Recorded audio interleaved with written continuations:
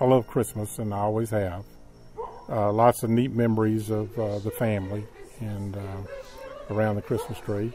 And my wife and I through the years and with Christmas. And it's just become a hobby that I'm able to share my passion with other people. So, you know, future generations, if they look at this, you know, you're looking at a man that, you know, enjoys what he does so much and enjoys the fact that he can give joy to other people. You know, it's a little bit of getting ready for the big games feeling, you know, back when I played sports. You know, it's time to go. It's time to shine. It's time to, you know, put on the show.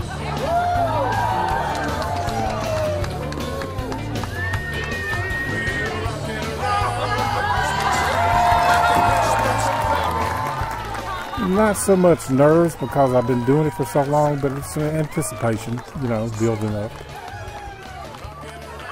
They're cheering and so on, and you know, that always makes me feel good that they're enjoying the lights and so on.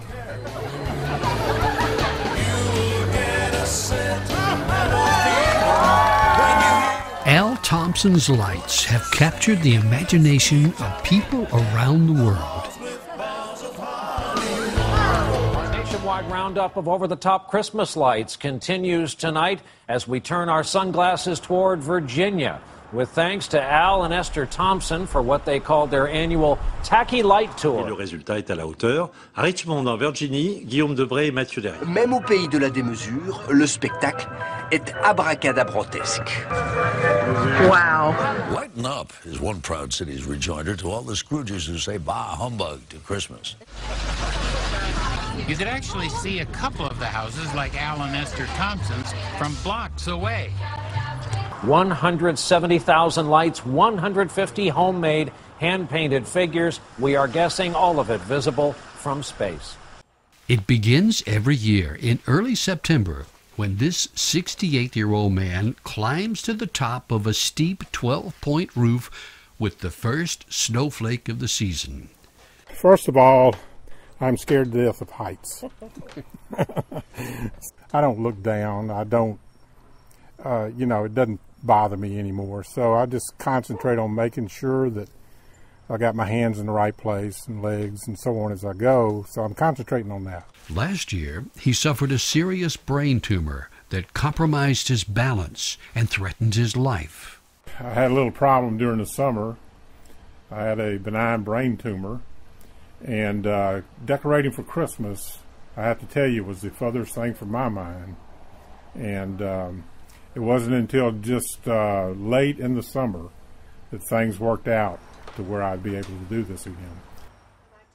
It would be hard to imagine Christmas on Wendhurst without Al and his lights.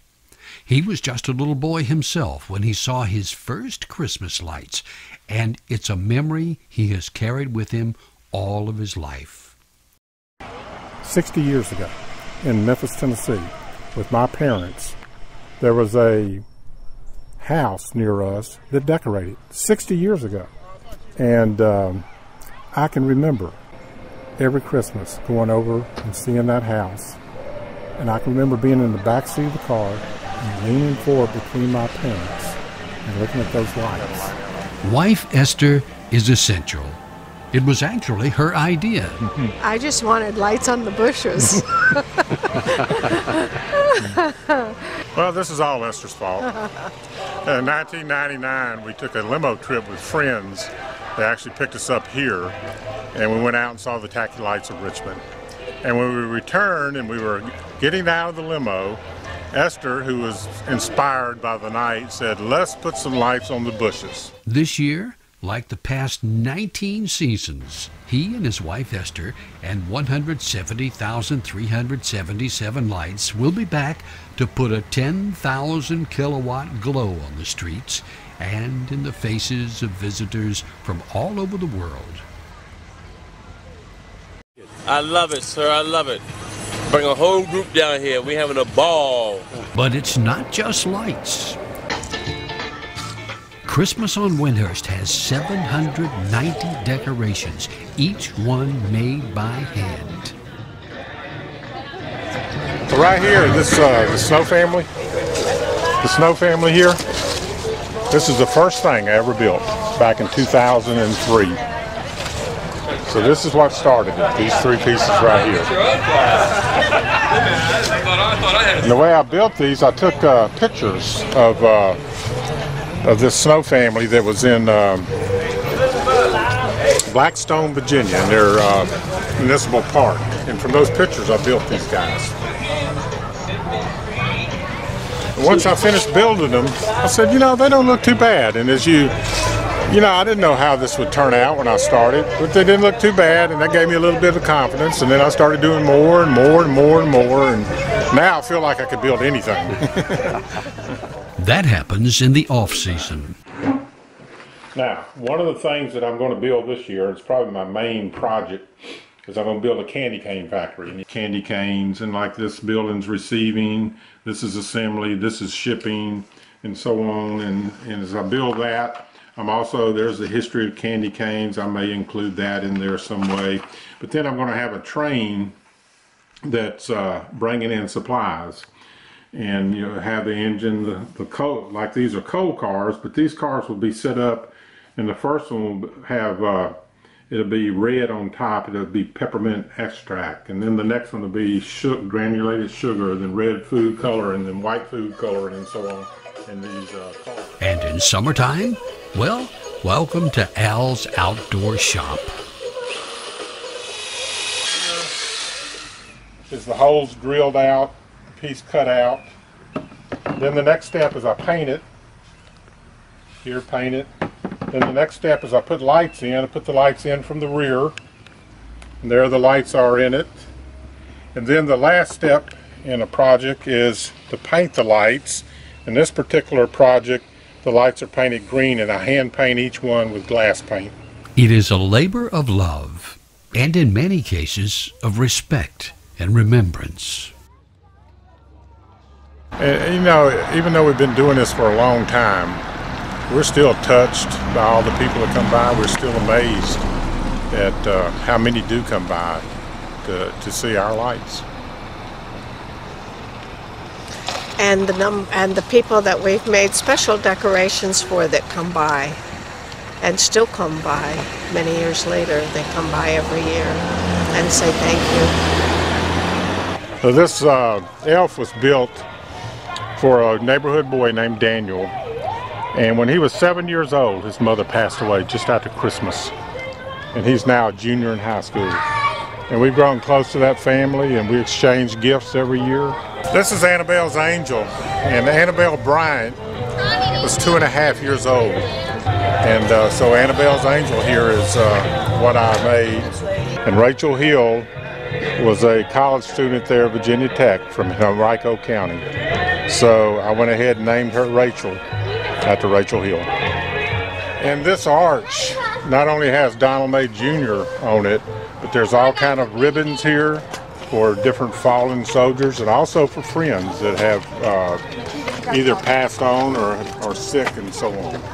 It is a labor of love, with the lights, the decorations, the flyers, the electricity, the dog biscuits, not to mention the candy canes. Well, it's the day after Christmas, and the day, what Esther and I always do the day after Christmas is we go to the store and buy candy canes at 1/2 off. And today we purchased 10,000 candy canes. 90% of what's here has been made by the homeowners. So that's why I appreciate it more, because of the love that has gone into it. So what do people say when they drive by, when you can hear them? Wow, let's stop here, let's stop here. They come from all over. We've had people sign in our guest book from all 50 states in the Union and 111 foreign countries. Oh my gosh, we come every year out here. Before our kids were born, now that our kids are born, they always ask to come see Al's house every single year. Well, they're just beautiful. They're so gorgeous, and everybody that's looking at them is just enjoying the moment. It's all about Christmas. It's the spirit of Christmas, the nativity. It's awesome. Where are you from?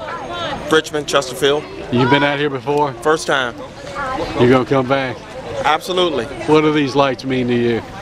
Happiness. You know, I stand out front every night during the Christmas season, and I talk to a lot of people, and we've had the opportunity to touch a lot of people. Wow, can you believe it's already over? No. It seems like just yesterday that we turned them on Thanksgiving and had the grand illumination, Right. and now it's the last night already. The last night is New Year's Eve, and the lights go out one breaker switch at a time.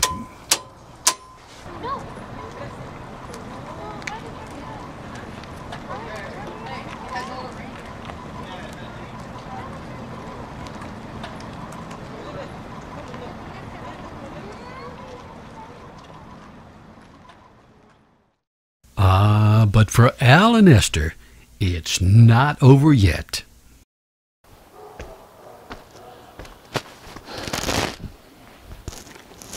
Wow. New Year's Day, the day I dread the most out of the year. I'm looking on everything here, and we got about a month of work in front of us to get all this down. And by the time we do all the maintenance and repair, it's going to be the end of February into March.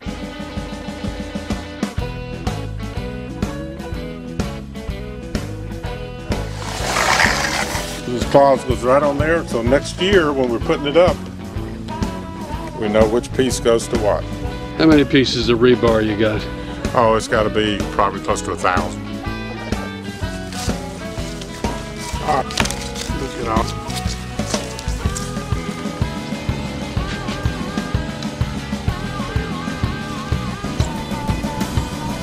These trees are a lot more work than they look like.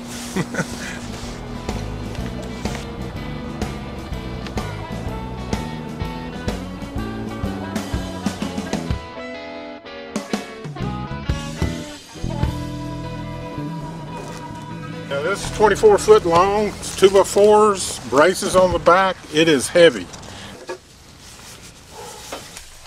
The rebars go under the house.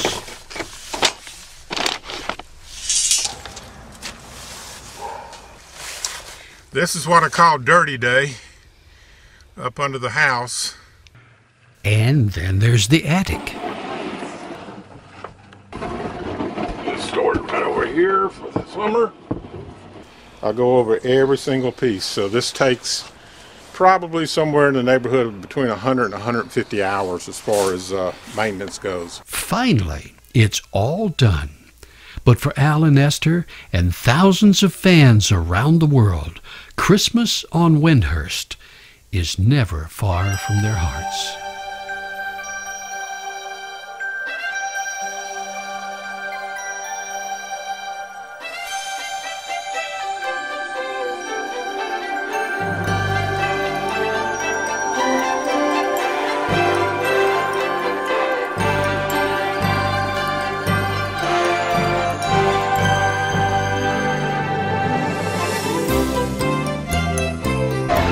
It's a gift to the community.